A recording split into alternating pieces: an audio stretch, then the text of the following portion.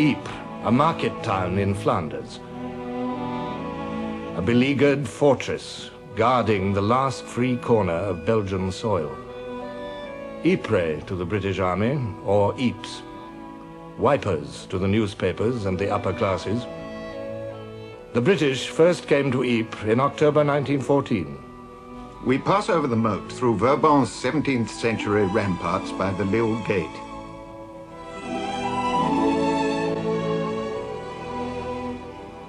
The large cobbled square is full of British and Belgian troops. We pay a too brief visit to the wonderful Flemish Cloth Hall and St. Martin's Church.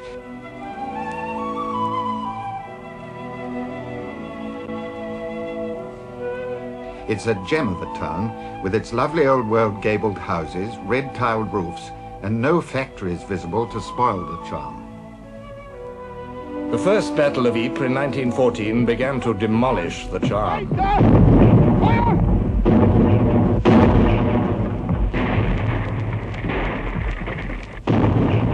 In 1915, still heavier bombardments beat upon the ancient town. This was the second battle.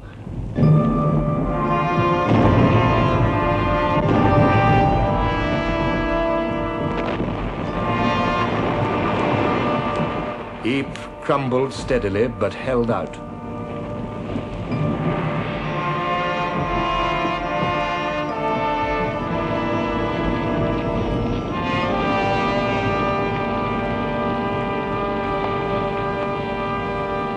Through it lay all communication to the Salient.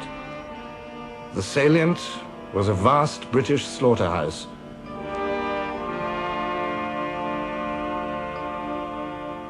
Everywhere the Germans looked down on the British positions from the so-called ridges. It was in the Salient in April 1915 that the Germans first used the new weapon of gas. I don't mind admitting that I didn't think much of the urinating on the handkerchief. I didn't think it was sufficient protection. So I went into one of the trench latrines, you know, just a bucket stuck in a hole, and I stuck my head in the bucket. I made sure of it. And in the Salient at Hooge, 2 months later, the British first encountered the horror of flamethrowers. The first idea sort of flitted through my mind was that the end of the world had come, and this was the day of judgment. Because suddenly the whole dawn had turned ghastly crimson. All through 1916, the outline of the Salient barely altered. 100 yards here, a quarter of a mile there, fruits of what was called the crater fighting. Scraps of ground were captured, lost, recaptured, at a cost never measured against real gain. In the Salient, the guns were never silent. Labor was unending. Death and pain were always present. By 1917, the whole area had become an immense, disgusting sty, a ravaged vista of splintered trees, wrecked farms, and craters which quickly filled with water. In this low country, drainage was all important. But years of shelling had burst the drains and broken the banks of the streams which flowed through the Salient. Rough plank roads and treacherous duckboard tracks zigzagged through the mires. All supplies had to be carried along them, mostly by night. All of them, day and night, were death traps.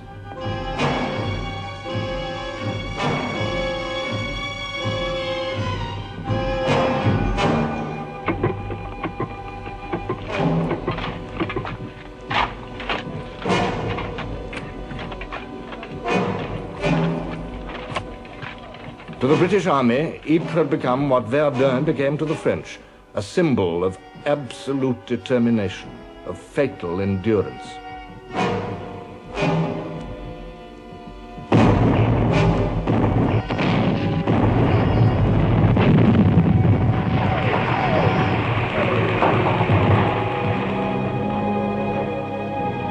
By the summer of 1917, General Robert Nivelle's offensive on the Aisne had collapsed, and the French army had collapsed with it.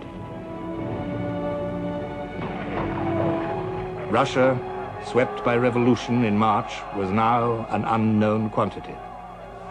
As Britain's Prime Minister, Mr. Lloyd George, said, "The British Army was the one Allied army in the field which could be absolutely relied on for any enterprise."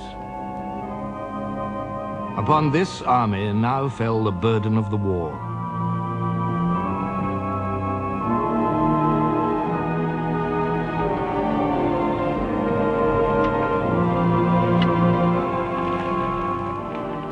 Not until June was the first stroke ready, under General Plumer, veteran commander of the British Second Army. And now, one of the war's most deadly methods reached its climax, the underground war. The war of mines and tunnels, groping beneath no man's land towards the enemy lines, in which men dug and crouched and fought and blew each other to pieces. The essence of mining in the clay area was silence and secrecy. We wore felt slippers, rubber-wheeled trolleys, wooden rails, and we spoke in whispers. And when the German blew us, we never answered back. We suffered casualties and said nothing. Try not to give away where we were. Under the Messines Ridge, which shut in the southern side of the Ypres Salient, the British had driven 19 deep mine tunnels containing nearly 1 million pounds of high explosive. Some of these mines had been begun as far back as 1915. By 1916, some 20,000 British, Australian, Canadian, and New Zealand soldiers, and about as many Germans, were tunneling towards each other.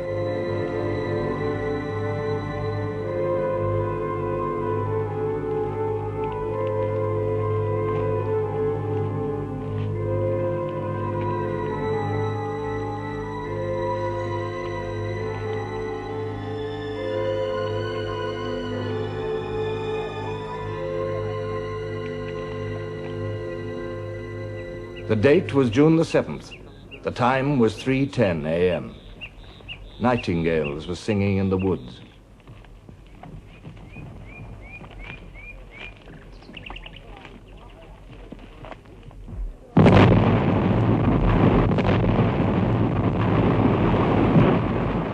Then suddenly the whole earth heaved, and up from the ground came what really looked more like two enormous cypress trees, the silhouettes of great dark cone-shaped lifts of earth up to 3,000, 4,000, 5,000 feet. And we watched this, and then a moment later, of course, we struck the repercussion wave of the blast, and it flung us right away backwards.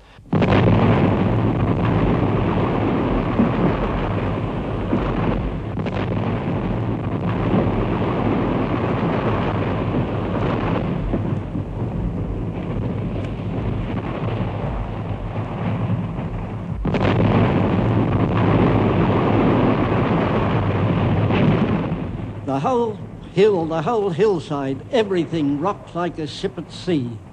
The noise from the artillery was deafening. The thunder from our charges was enormous. The infantry dashed forward under a barrage and went forward and kept sending back thousands and thousands of prisoners. Over 7,000 German prisoners were taken at Messines. Men shaken and unnerved by the huge explosions which had swallowed up many of their comrades. In one concrete shelter, 4 German officers were found sitting round a table, killed by shock. For miles around, it seemed like an earthquake. It was distinctly felt in London. General Plumer's Second Army had won a clear-cut victory.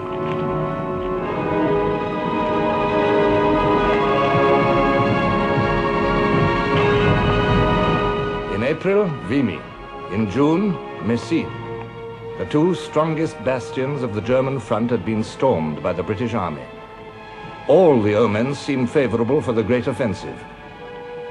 Breaking out of the salient seemed to be only a matter of time and preparation. The army trained and labored at the massive build-up required.